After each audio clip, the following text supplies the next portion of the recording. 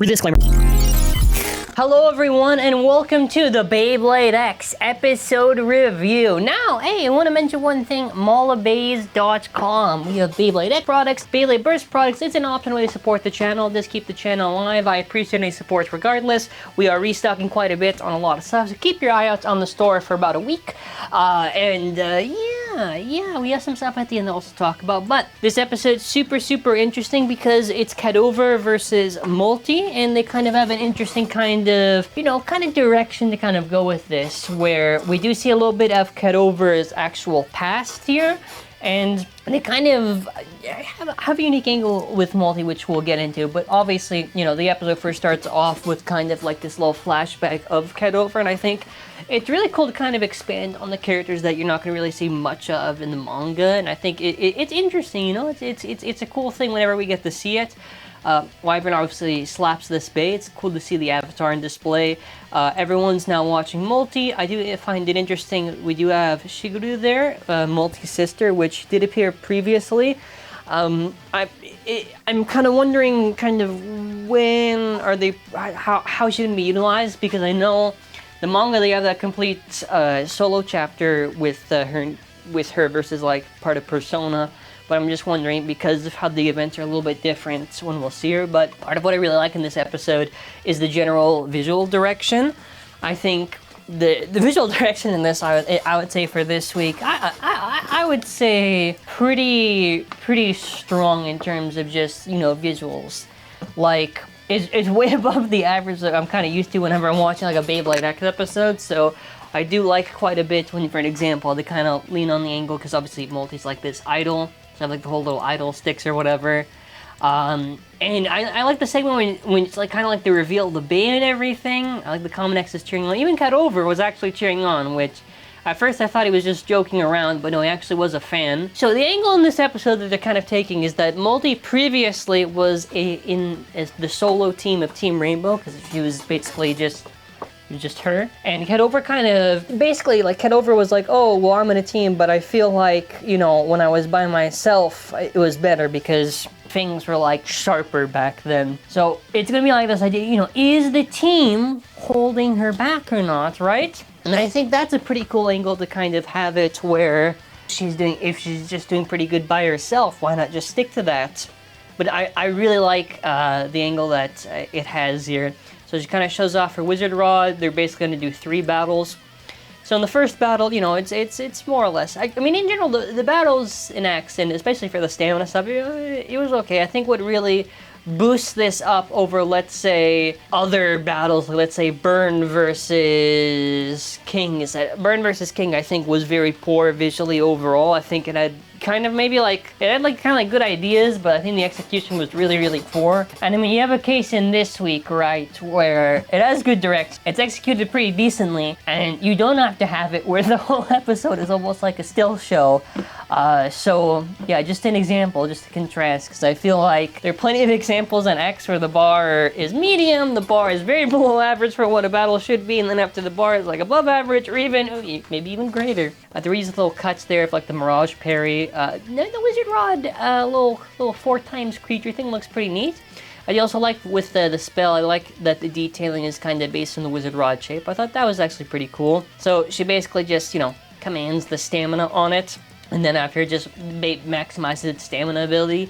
So something I really like in X is that, for example, in the Burn fight, and in general, they really take the time to have it where, even though it's kind of like this advertisement mumbo jumbo, doesn't feel like in Burst where it's almost like a forced advertisement where it kind of feels like just shoved in the face, whatever. Like, it feels very natural here, I would say, in terms of how they write it in these scenarios. Not to say Burst was 1000% only like that, but Burst definitely was leaning heavily on the commercial side of things, and it didn't feel all too natural. But in the case of here, an X, I think, it's done pretty effectively. It just talks about the whole gimmick of that was weight distribution, the stability with the stamina, the support on disc wall. The second battle, she does actually strain her hand because she was trying to pull too hard on the launcher. So interesting here, Cadover does capitalize on this because he actually aims for the ratchet and bursts Wizard Rod. Hey, which actually does catch Multi off guard. It's like, whoa. So he does actually take over And it's because now he's leading. Because 1 point outspin.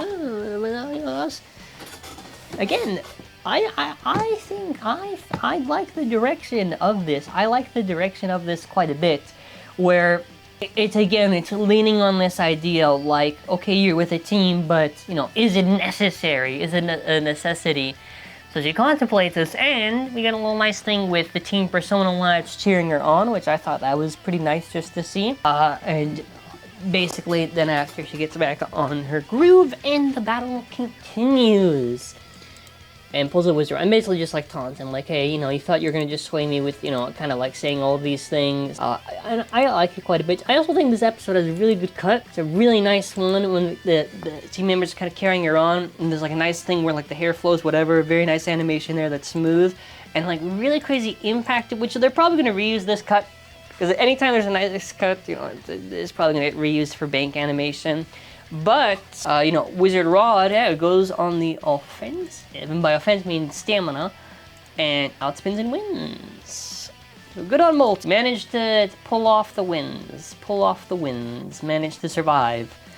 Cut over does help her hand, and, you know, all this to get the little autograph, because he was actually a fan at the end, which I thought that's really nice. I like this episode quite a bit. I think it's so cool to kind of expand on a little bit of the passive Cat over, and then after to kind of have interesting the dynamic with him and with Cat over and Multi, kind of on this idea of either being solo or not, which I thought was pretty cool.